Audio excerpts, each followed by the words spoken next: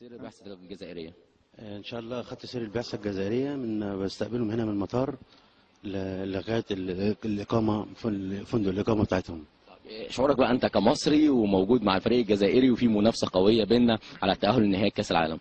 والله المنافسه القويه يعني انا مكلف من اتحاد الكوره بمرافقه الفريق لغايه المباراه والمغادره.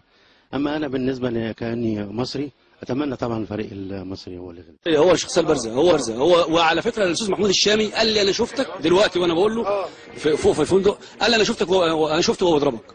قلت له تستشهد بمحمود الشامي في فتحات النيابه؟ انا قلت له ليه يا استاذ محمود انت شفته وهو بيضربني وشفته وهو بيشدني؟ طب ما اتكلم. قال انا تحت.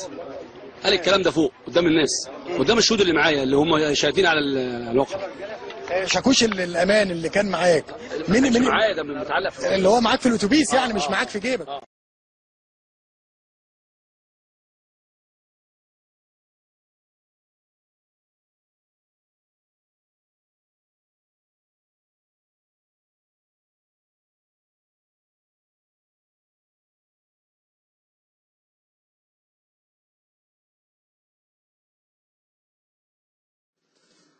Mais cet avant-match sera de tous les excès. Rafik Saïfi s'en rend compte une deuxième fois lorsqu'il s'aventure hors de l'hôtel. Comme par hasard, aujourd'hui il y a la sécurité. Hier il n'y avait personne, aujourd'hui il y a les chars, il y a tout. Je suis en Afghanistan. Là, c'est pas moi, je l'ai dit. L'armée c'est un chargeur, c'est l'armée, c'est même pas la police. Plus d'une heure et quart pour enfin atteindre l'immense stade du Caire et s'entraîner.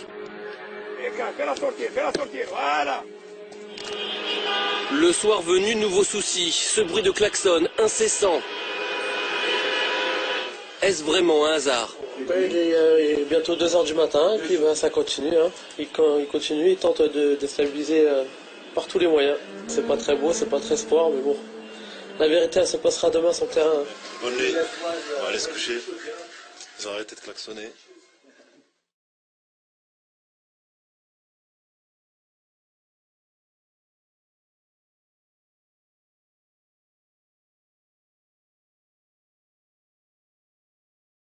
Devant les écrans, les Algériens n'entendront pas leur hymne, couvert par les sifflets de 80 000 Égyptiens.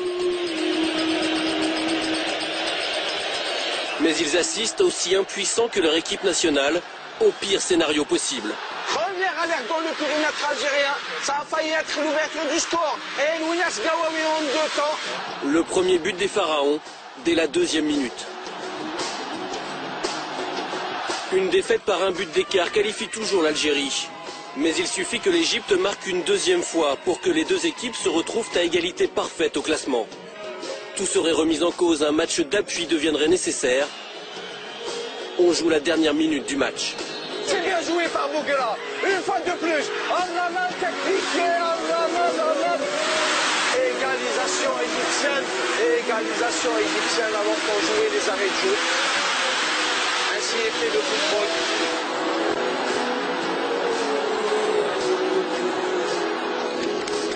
Pendant 95 minutes, l'Algérie a tenu cette participation au mondial qui lui échappe depuis 23 ans. Puis le piège s'est refermé. On joue comme des invalides de guerre, mais qui ont tenu leur rôle. Il faut vraiment les féliciter, ces garçons. On est fiers d'eux. Tard dans la soirée, dernier remerciement aux supporters venus les encourager. Une minute du bonheur. Mercredi au Soudan, sur terrain neutre cette fois, les Fennecs auront une 2e chance.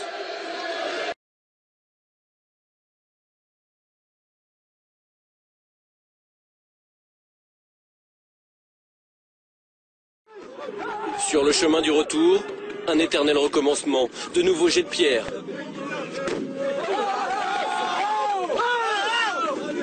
Mais cette fois du fond du bus, malgré la tristesse, malgré la colère, s'élèvent quelques chants, comme une réponse aux attaques, comme un signe de plus que l'Algérie n'a pas renoncé.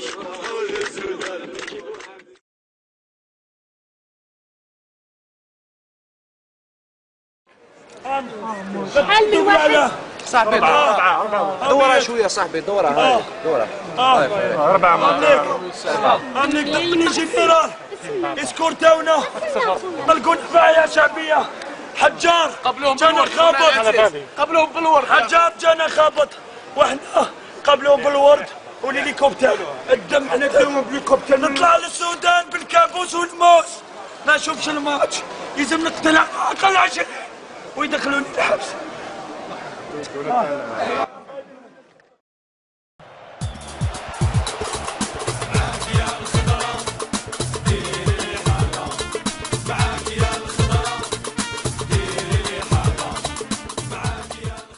L'ultime décision se fera loin d'ici, au Soudan.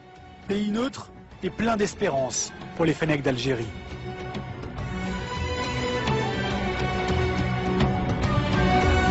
On a perdu le match, on s'est fait caillasser après le match. Qu'est-ce qui serait passé si on avait remporté? Maintenant on a réussi à sortir de ce pays presque sain et sauf.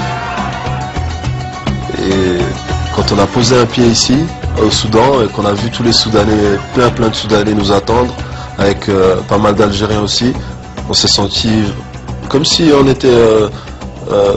que la prise d'otage était finie en fait. Changer d'air a libéré les Fennecs, terminer l'hôtel bunker du Caire. Les plaies physiques et morales n'ont pas encore disparu, mais elles sont derrière. La plaie s'est refermée. Normalement, on sera au top, Inch'Allah.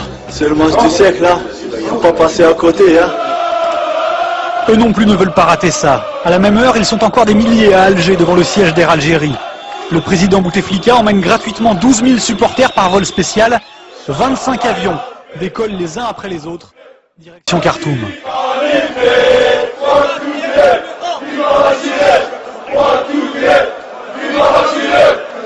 D'Alger, de Paris aussi, la colonie algérienne arrive des 4 coins du globe, avec ou sans billet pour assister au match.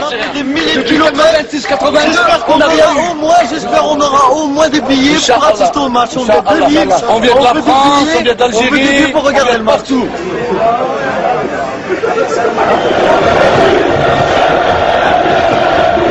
Mercredi, ils sont 15 000 Algériens à Khartoum, pour 10 000 billets seulement.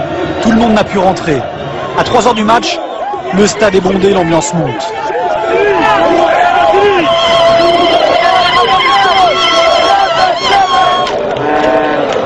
Un stade méticuleusement divisé en deux.